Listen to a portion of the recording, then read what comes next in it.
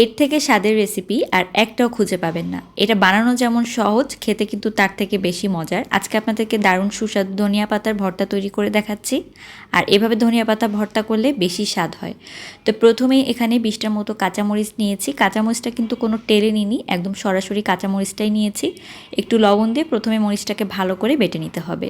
এখন দিয়ে দিচ্ছি দেশি রসুন। এই ভর্তায় অবশ্যই দেশি রসুনটা ব্যবহার করবেন, তাহলে কিন্তু আসল স্বাদটা পাবেন। তো আমি এখানে 2টা ছোট সাইজের দেশি রসুন নিয়েছি, আর রসুনের কোয়াটা ভালো করে খুলে নিয়ে এই কাঁচামরিচের সাথে ভালো করে বেটে নিচ্ছি। তো একদম মিহি করে কিন্তু এই কাজটা করে নেবেন।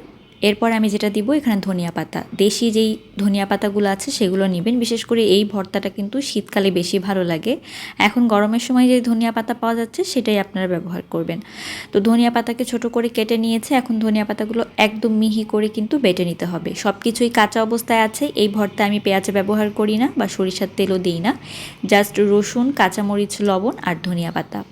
তো এখন সব কিছুকে একদম ভালো করে একটু বেটে নিলেই কিন্তু হয়ে যাবে। এই ভর্তাটা গরম গরম যে কোনো ধরনের পিঠা, খুদের ভাত, সাদা ভাত দিয়ে খেতে কিন্তু দারুণ লাগে।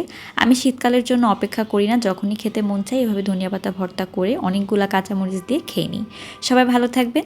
আল্লাহ হাফেজ।